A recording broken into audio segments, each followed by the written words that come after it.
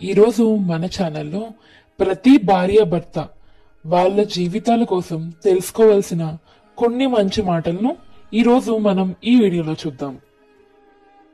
ప్రతి భర్త తన భార్యను మరో తల్లి రూపంగా భావిస్తే ప్రతి భార్య తన భర్తను మొదటి బిడ్డగా పరిగణిస్తుంది. ఇదే మధురమైన బంధం, ఇప్పటికీ ఎప్పటికీ. నువ్వు అలిగావని నేను అలిగితే ఆ బంధం నిలబడదు. బంధం నిలబడాలంటే బాధ భరించాలి, బ్రతిమాలాలి, బుజ్జగించాలి.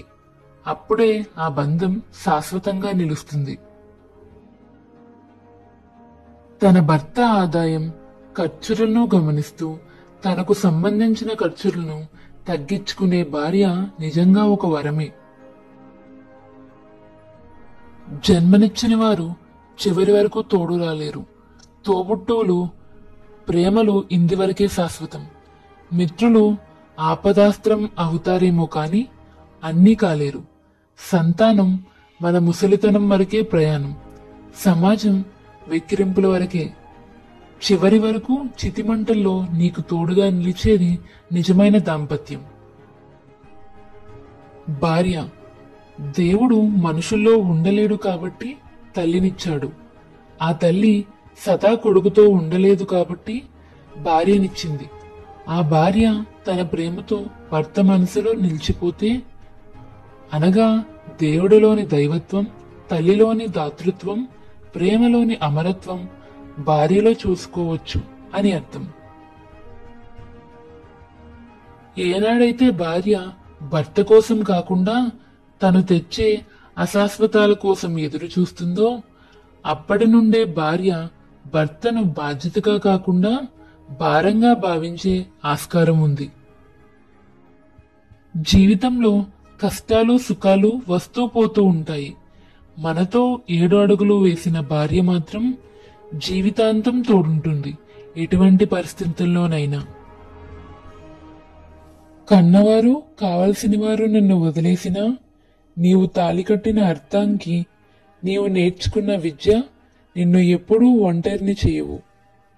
భర్త తన భార్యతో ఇలా చెప్తున్నాడు: నాకు ఏదైనా సమస్య వస్తే ముందు గుర్తు వచ్చేది నువ్వే.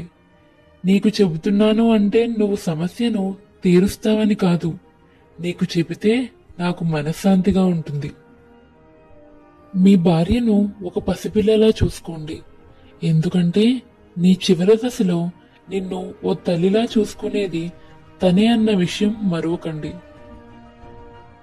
నీకెంత అదృష్టం కలిసి వచ్చినా, నువ్వెంత కష్టం చేసే వాడివే అయినా నీ భార్య సహకారం లేనిదే నువ్వే రంగంలోనూ రాణించలేవు. భార్య చేసే త్యాగాలు ఎవరూ చేయలేరు. భార్య పంచే ప్రేమను ఎవరూ పంచలేరు. భార్య చేసే కష్టం ఎవరూ చేయలేరు.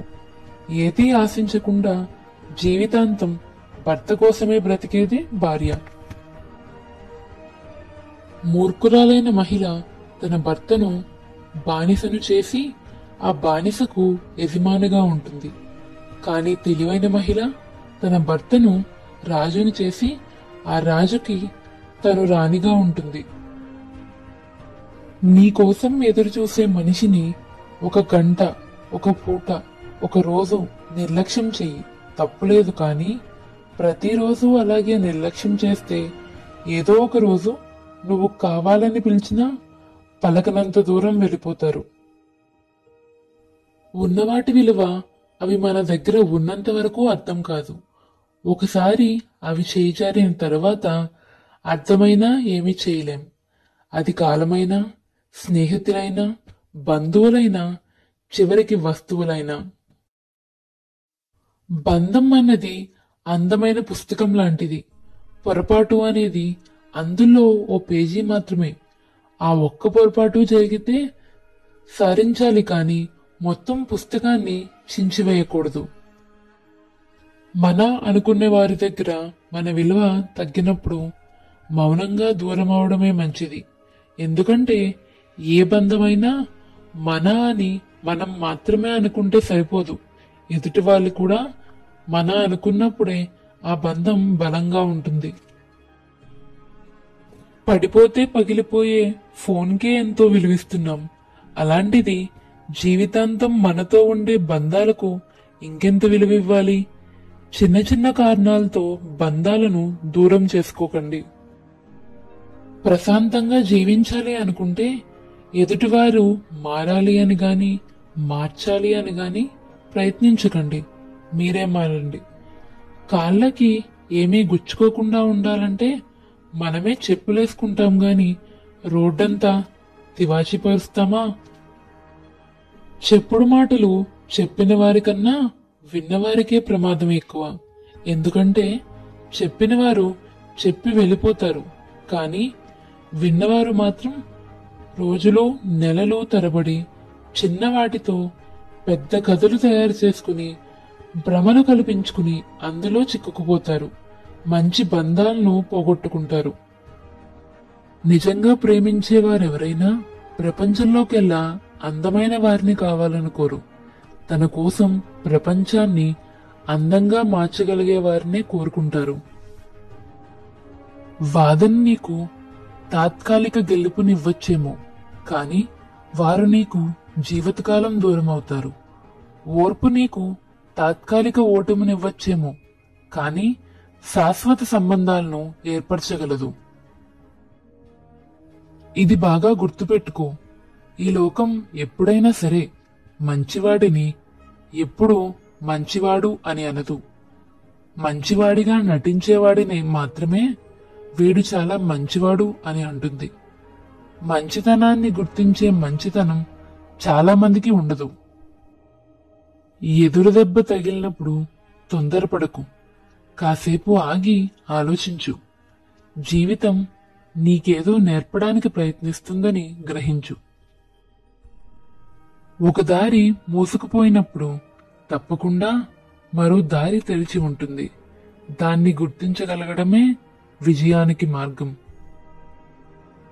లైఫ్లో లేని వాటి కోసం ఎంతో కష్టపడి ప్రాకులాడి అది మన జీవితంలోకి తెచ్చుకుంటాం. కానీ అది వచ్చాక నిర్లక్ష్యం చేస్తాం. అది మనిషైనా వస్తువైనా. కడుపు నిండిన వాడికి పెట్టిన అన్నం, సముద్రంలో కురిసిన వర్షం, ధనవంతుడికి ఇచ్చిన బహుమానం, పగలు వెలుగుతున్న దీపం, బంధనాలు లేని బంధం, అసమర్థులతో వ్యాపారం, హద్దులు లేని స్నేహం, నిజాయితీ లేని ప్రేమ, ఇవన్నీ వ్యర్థం, వ్యర్థం, వ్యర్థం. దెబ్బలు తిన్న రాయి విగ్రహంగా మారుతుంది, కానీ దెబ్బలు కొట్టిన సుత్తే ఎప్పటికీ సుత్తిలాగే ఉంటుంది. ఎదురు దెబ్బలు తిన్నవాడు, నొప్పి విలువ తెలుసుకున్నవాడు మహనీయుడు అవుతాడు. ఇతరులను ఇబ్బంది పెట్టేవాడు ఎప్పటికీ ఉన్న దగ్గరే ఉంటాడు. పూల మొక్కలను ఎంత సుకుమారంగా పెంచుకుంటామో బంధాలను కూడా అంత సున్నితంగా చూసుకోవాలి. ఏమాత్రం పోషణలో లోపం కలిగినా ఆ పూల మొక్కల్లానే ప్రేమలు కూడా మోడుబారిపోతాయి. ఆ తర్వాత ఎండిన మొక్కలు, ఎదగాయాలైన హృదయాలే మిగులుతాయి. అత్యంత విశేషమైన ఆవుపాలేమో సులభంగా దొరుకుతాయి. అధమమైన గాడిద పాలకి ఖరీదెక్కువ. పవిత్రమైన తులసి మొక్క విరివిగా దొరుకుతుంది. నీచమైన గంజాయి మొక్కకు ధర ఎక్కువ. మనలోని మంచివాళ్ళు నీ చుట్టూ ఉన్నవారిని మన అనుకోవడానికి మాత్రం నీకు మనసు రాదు. ఆలికి విలువ ఇయ్యకుండా సానికి వెలగట్టినట్టు. అందంగా లేదని భార్యని, అర్థం చేసుకోవడం లేదని భర్తని, నీకు అండగా ఉండడం లేదని తమ్ముణ్ణి, అహంకారం చూపుతున్నాడని అన్నని, ఆస్తి పంచివ్వడం లేదని అమ్మా నాన్నలని, అవసరానికి పనికి రావడం లేదని అక్కా చెల్లెలని, అవసరానికి వాడుకుంటున్నాడని స్నేహితుల్ని, అలా అందర్నీ వదులుకుని వెళ్తుంటే చివరకు ఏదో ఒక రోజు మనం ఈ ప్రపంచాన్ని కూడా వదిలేయాల్సి వస్తుంది.